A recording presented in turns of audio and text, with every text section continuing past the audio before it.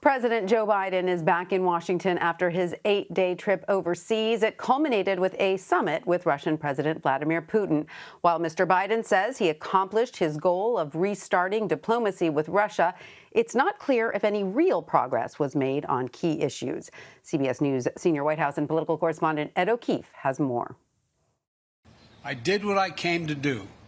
Returning to the White House overnight, President Biden seemed pleased after his 3-hour summit with Russian President Putin. The tone of the entire meetings, good, positive. The two leaders emerged with some potential compromises. They planned to start a strategic dialogue on the future of nuclear weapons and discuss the fate of American prisoners being held in Russia. The question about American citizens that were in Russian prisons, we discussed that. There could be some compromise. I'm not going to walk away on this. But the two signaled they're still at odds over issues like cybersecurity and human rights.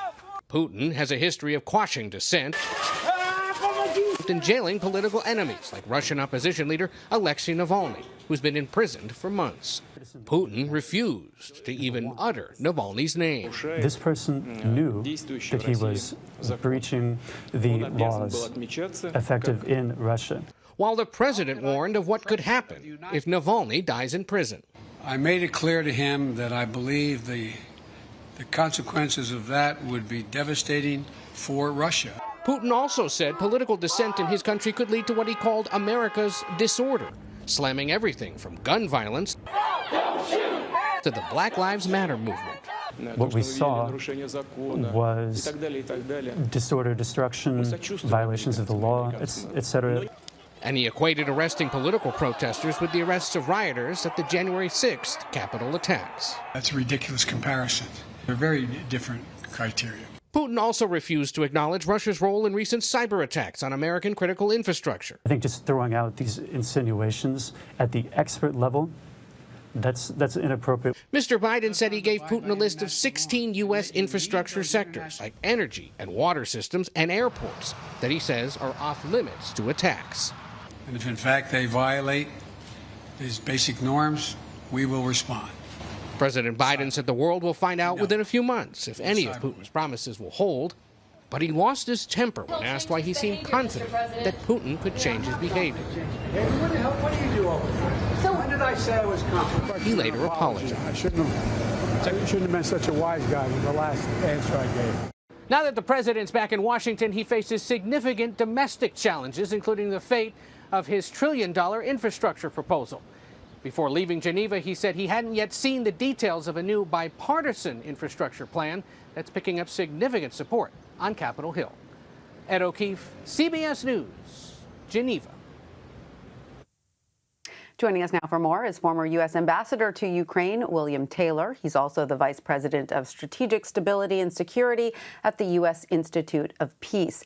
Ambassador Taylor, welcome. It's great to have you with us. So experts have called the Biden-Putin summit a modest success. Why is that? And is there more to that success than just the dialogue?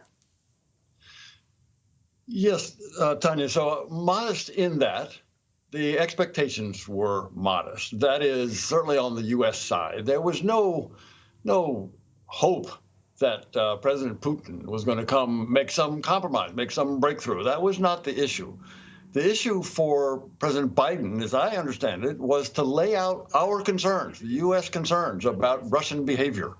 And he did that. There were, as we know, President Biden has met President Putin before on several occasions, and President Biden also knows all of the previous history, going all the way back to President Bush, and who looked into the eyes of President Putin and found his soul, and then there of course was the reset, and then there was so President Biden knew all that, and he was not going to play that game. He was going to go in there businesslike. And lay out our concerns and look to see what the response would be. So, Ambassador, this is sort of the "you've been warned" meeting, right? You know, two leaders looking at each other eye to eye. This is where we stand. For the U.S., of course, there's the concern that President Putin will not fully cooperate on key issues like cybersecurity or human rights. But so now that the "you've been warned" meeting has taken place, how does the White House plan to address a lack of cooperation now going forward? So I think you're right. The "you've been warned" is the laying out of our concerns. And there were the human rights issues, in particular, Alexei Navalny's jeopardy of being killed by the Russian system. They disagreed on Ukraine. They disagreed on a range of hacking incidents. So your question about what do we do? Well, we observe. If there's a reduction in ransomware attacks, for example, that would be a good indication. If Alexei Navalny gets good treatment and is allowed to live, even be freed, and his political party allowed to compete in the elections coming up in Russia in September, that would be an indication. If not, then the continued isolation of President Putin in particular, but Russia more generally, from the international community will continue. Now, that said, there were a couple of, you've indicated, there were a couple of areas of agreement. These areas of agreement probably didn't require president-to-president conversations. The agreement to start working on strategic stability, nuclear arms control, that's not hard. Similarly, having the two ambassadors return. That's not hard, but that probably didn't require the two presidents to talk to each other. The prisoner release, that's a good thing, and if it happens, but that goes back into your question about what happens if they don't follow through, and it will be further isolation. And so, Ambassador, would you agree that Russia, while still, of course, a huge world player, is seeing a bit of a decline in its regional influence? And is that playing a part in any of this, both leading up to yesterday's historic meeting and now with what comes after? Tanya, I think it does. And I remember, we all remember, where the idea of this summit came from. President Putin sent 100,000 troops to the Ukrainian border about 2 months ago. And who knows what he had in mind, but there was the real capability, real possibility that he would move those troops into Ukraine again, that he would further aggression against Ukraine. This is a real concern. It was in that context that President Biden first called President Zelensky, the Ukrainian president, to check in with him before President Biden then called President Putin and said, back off of Ukraine. It was this warning that you mentioned earlier, back off of Ukraine. Additional sanctions are coming. The second point was Mr. Biden told Mr. Putin, sanctions are coming.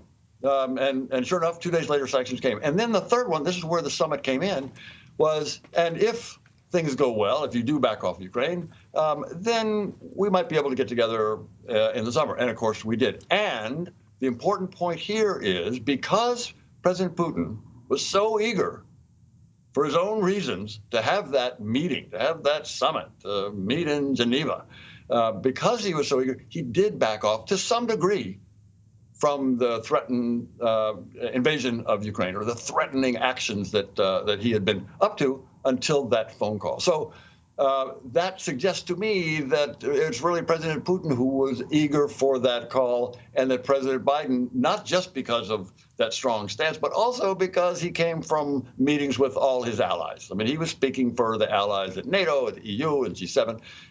So that gave him a very strong position going in there, and President Putin knows it.